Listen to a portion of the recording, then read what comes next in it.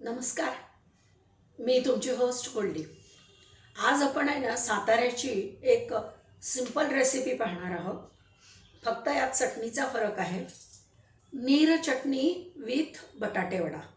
बटाटे वडा आपला साधाच आहे, खूप त्यात इन्ग्रेडियंट्स नाहीत, पण ही नीर चटणी खूप छान लागते. नेहमीची लसणाची चटणी यात वापरलेली नाही. आपण स्वयंपाकघरात जाऊन सारं साहित्य पाहूया. सगळ्यात आधी आपण बटाटे वड्याचं बॅटर तयार करून घेऊया. त्यासाठी हे बटाटे उकडून मी बारीक करून घेतलेले आहे. आपण आता बटाटे वड्याच्या बॅटरला फोडणी देतो आहे.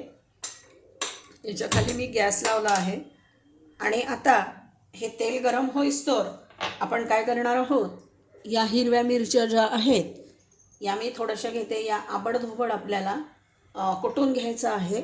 हिरव्या मिरच्यांमध्ये मी ही थोडीशी कोथिंबीर यामध्ये टाकते आहे.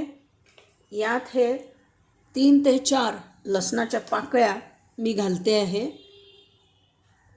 त्यानंतर त्याच्यामध्ये हे आल्याचे तुकडे जे आहेत, हे 3-4 आल्याचे तुकडे मी घालून घेते आहे. यामध्ये थोडंसं हे जिरं आहे, हे पण मी घालते आणि हे आपल्याला खूप जाडसरच कुटून घ्यायचं आहे. आणि यामध्ये आपण आता थोडंसं मीठ घालणार आहोत. तर हे जे काही आता या सटात मी घेतलेलं आहे, हा सट मी याच्यावर ठेवते आणि याच्यावरती हे थोडंसं मीठ घालून घेते. बस आता हे मी कुटून घेते आणि कुटल्यानंतर आपण बटाट्याच्या भाजीला फोडणी देऊया. आता हे मी ठेचून घेतलं आहे. आबडधोबडच ठेचलेलं आहे, जास्त काही मी हे केलेलं नाही. यामध्ये आता आपण ही मोहरी घालतो आहे. आपली मोहरी फुटली, थोडासा हिंग मी यामध्ये घातला. गॅस कमी केलेला आहे आणि आता ही आबडधोबड केलेली चटणी मी यामध्ये टाकते. थोडीशी हिला असं परतवून घेऊया आणि थोडीशी हळद आपण यात टाकतो. आता हा पूर्ण बटाटा यामध्ये टाकून घेतलेला आहे आणि आपण ही छान चटणी परतून घेऊया. चटणी म्हणजे बॅटर मला म्हणायचं आहे. बॅटर आपण छान परतवून घेऊया. सुखच बॅटर झालं आहे, कारण बटाटे मी काल उकडवून ठेवले होते फ्रीजमध्ये. आता यामध्ये आपल्याला थोडंसं मीठ टाकायचं आहे आणि थोडी कोथिंबीर. हे बॅटर तयार झालं की हे बॅटर आपण थंड करण्यासाठी ठेवणार आहोत. याचे थोडेसे गोळे करून मग आपण याचे बटाटे वडे तळून घेणार आहोत. बटाटे वडे व्हायच्या आधी नीर चटणी आपण करणार आहोत. तर आता ही भाजी झाली की तुम्हाला दाखवते मी. आत्ता आपण करणार आहोत नीर चटणी. नीर चटणीसाठी हा ओला नारळ आपल्याला हवा. हा पूर्ण ओला नारळ मी यामध्ये घालते आहे. त्यानंतर हे 2 आल्याचे तुकडे, या लसणाच्या 7-8 पाकळ्या, हे जिरं, हा कढीपत्ता आहे वाळलेला. त्यानंतर ही वाळलेली पुदिन्याची पानं आणि हे सगळं काढून घेतलेलं आहे. आता यामध्ये आपण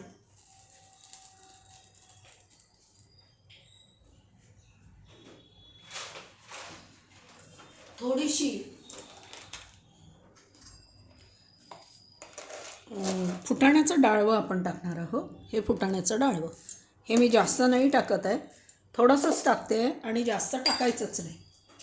त्यामुळे आता ही आपली नीर चटणी चांगली तयार होईल आणि यामध्ये आपल्याला भरपूर प्रमाणात कोथिंबीर घालायची आहे.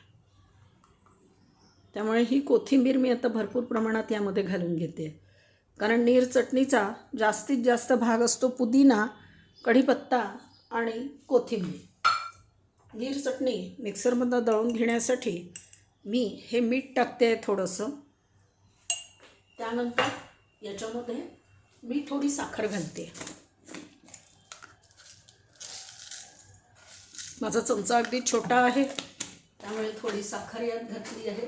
आणि नीर चटणी चटकदार व्हावी म्हणून आपण यामध्ये थोडंसं काळं मीठ घेणार आहोत, थोडं काळं मीठ अगदी चव लागण्यासाठी. त्यामुळे आता ही नीर चटणी मी दळून आणते आणि मग तुम्हाला दाखवते. मी नीर चटणी तयार करून घेतलेली आहे. आता आपला महत्त्वाचा आयटम आहे बटाटे वड्याचं बॅटर. तर हे बॅटर आता आपण तयार करून घेऊया. हे 2 कप या कपाने बेसन आहे आणि अर्धा कप मी तांदूळाचं पीठ यामध्ये घालत आहे. यात मी थोडासा हिंग घालते कारण पावसाचे दिवस आहेत, त्यामुळे आपल्याला बाधायला नको. त्यानंतर त्यामध्ये थोडासा ओवा आणि यामध्ये थोडीशी रेड चिली फ्लेक्स घातले आहे. आणि आता हा जो प्रकार आहे याच्यामध्ये आपल्याला थोडं मीठ घालायचं आहे आणि हे आपल्याला घट्टसरच भिजवायचं आहे. अजिबात याला पातळ भिजवायचं नाही.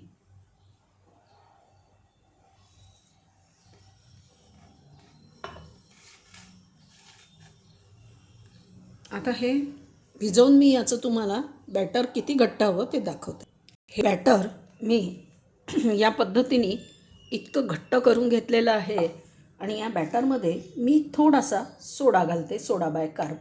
जास्त नाही घालायचं आपल्याला, पण पावसाळ्यासाठी हे घालणं आवश्यक आहे.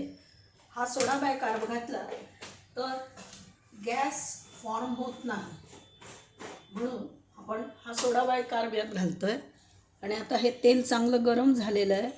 हे गरम गरम तेल मी याच्यावर घालते.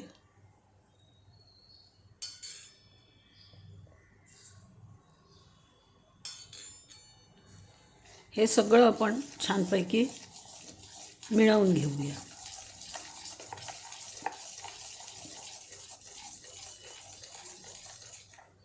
आणि आता आपण आपला बटाटे वडा तळायला घेऊया. तेल गरम झालं आहे का हे आधी पाहू. तेल चांगलं गरम झालेलं आहे. हा बटाटे वडा मी यात घालते. हा साधारण मोठा असतो साईजला. आता माझ्याकडे गेस्ट येणार आहेत, त्यामुळे मी गेस्ट आल्यावर बाकीचे वडे तळणार आहे. आत्ता फक्त मी तुम्हाला नीर चटणीबरोबर तो वडा कसा खातात तेवढंच फक्त मी तुम्हाला दाखवणार. वडे खूप छान होतात. वड्याचं कव्हर आपण त्यामध्ये तांदूळाचं पीठ टाकल्यामुळे खूप छान म्हणजे क्रिस्पी नाही म्हणता येणार त्याला, पण कडक किंवा कुरकुरीत जो प्रकार म्हणतात तसा तो होतो. त्यामुळे हे वडे थंड झाले तरी पण हे छान लागतात. आता हा दुसरा वडाही मी यामध्ये टाकते आणि आता हे वडे आपण तळून घेऊया.